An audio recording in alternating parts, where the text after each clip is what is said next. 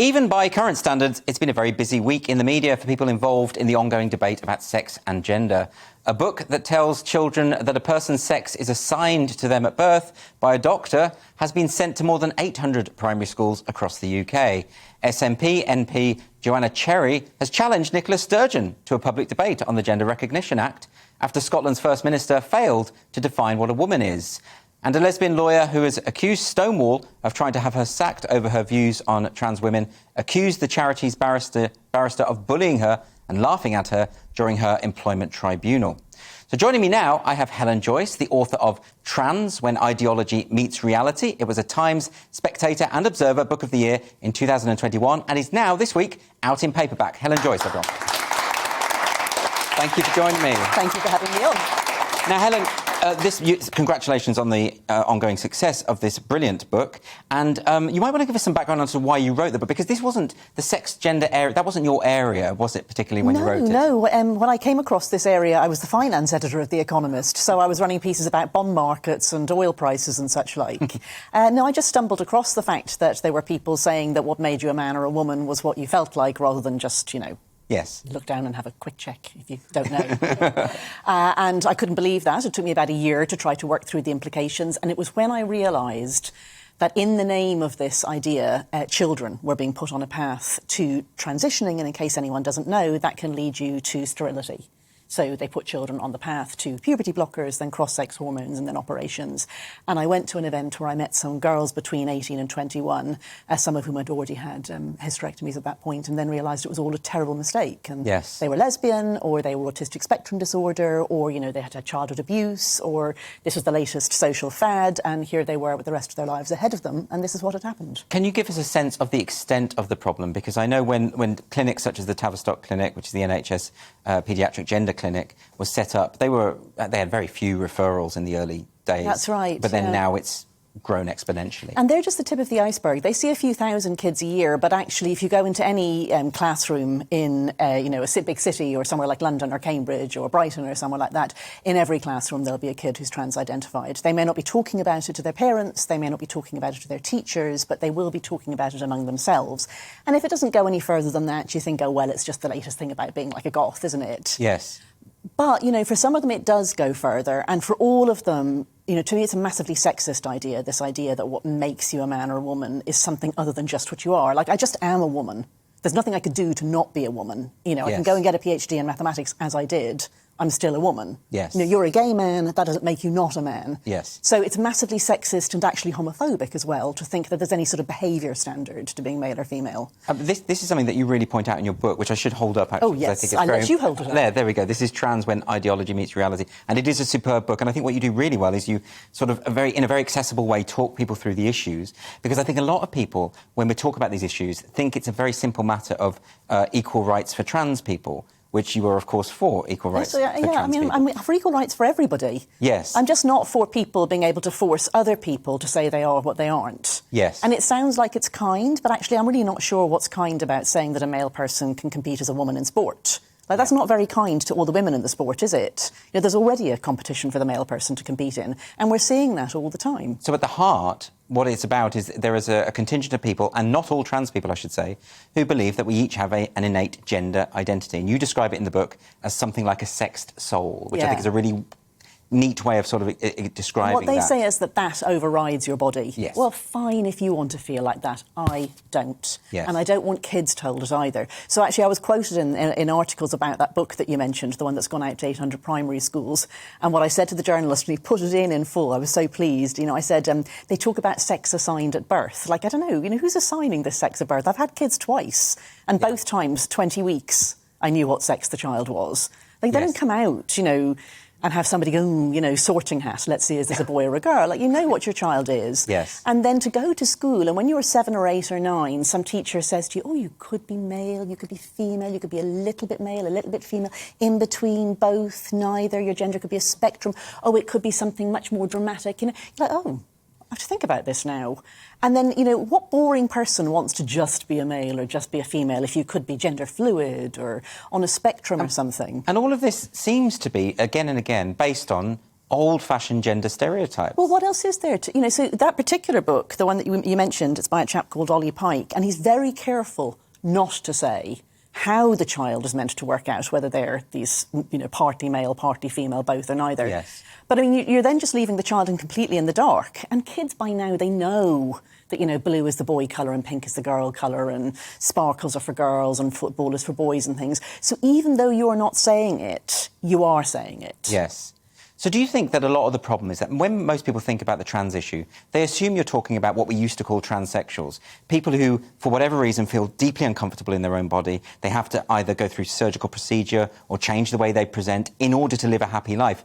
And those people obviously deserve sympathy and support and the rest of it. But this is not quite that, is it? No, it's not. I mean, those people, one of my friends once likened them to sort of witness protection. They were so rare that you could accommodate them as special cases. Yes. And most of us would never meet somebody like that. So that's one thing.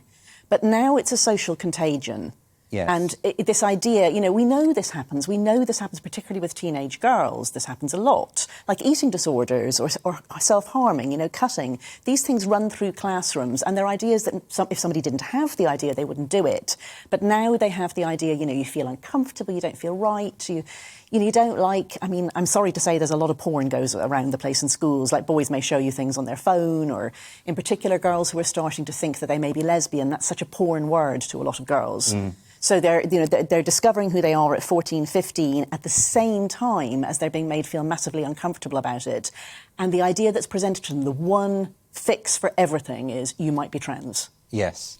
And that would resolve all of these difficulties. Yes, that's the other thing is that, if somebody says to you, you've got, you're on the autistic spectrum, or, it's very hard to cure eating disorders or something, that there's a great difficulty in front of you and a lot of sadness. But this is being presented as a one-size-fits-all solution for absolutely everything. And there are all these YouTube influencers who are selling these most unrealistic descriptions of how wonderful it is to be on testosterone and how great they feel. And, adults don't know about this stuff. You have to look for it. There's this whole world out there where the children are teaching each other absolute nonsense. And that's particularly troubling for young gay people. Yes. I know there are lots of gay activists who are they've basically come out of retirement to deal with this issue because there's a fear that effectively what they're doing here is erasing gay kids, fixing gay kids. And there's other gay men in particular who are all for it. And I'm sorry to say that some of those are the ones who were in the closet during Section 28. Yes. And they've come back now to try to make up for that. They see this as the fight that they can fix.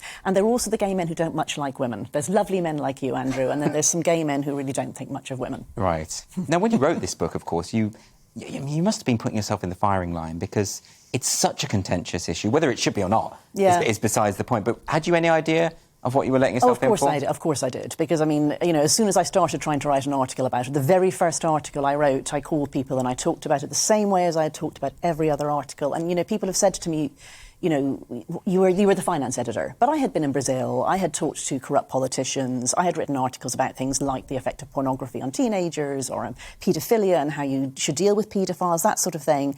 And this was new. I would ring somebody and I would say, can I just talk through with you the idea that, what makes us a man or a woman is actually how we feel. And, that might actually cause problems in certain spaces. And they would call me a literal Nazi, say that I wanted them all dead. As a first reaction? Yes. Okay. Yes, absolutely. That was the way it was. Like, if you are talking to those people, I will not talk to you. Well, that, surely, as a journalist, that would make you want to investigate it more, wouldn't it? Well, it did. But I do wonder, a lot of journalists have said to me that they wouldn't touch it with a barge pole for exactly that reason. And I think, you're the sort of journalist who'll run away from the burning building, aren't you? Yeah. Maybe go and do something else. Yeah, exactly. Maybe go and walk dogs or something instead. Because clearly it's such a disproportionate reaction to say, when someone asks a legitimate question, to say you're a Nazi. It's so extreme. Something's being hidden there. Exactly. Something's going on. Exactly. So that is what interested me.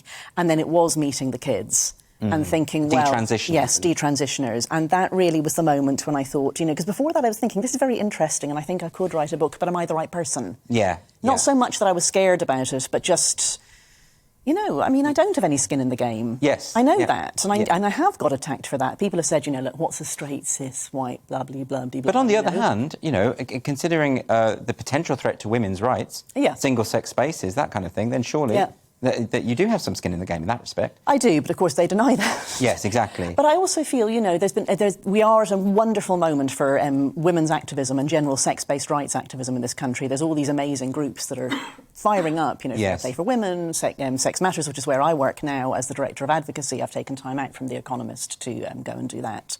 So it's actually very invigorating and exciting too to see, you know, at the ground floor, a whole new sort of activism. Yes, absolutely.